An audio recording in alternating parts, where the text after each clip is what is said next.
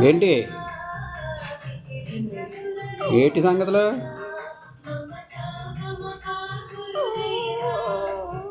ఉమ్?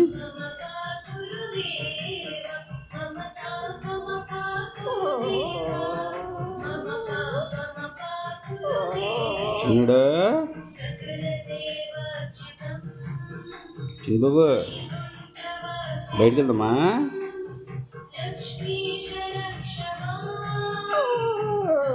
ఏమైంది, కోపం వస్తుందా? ఆ?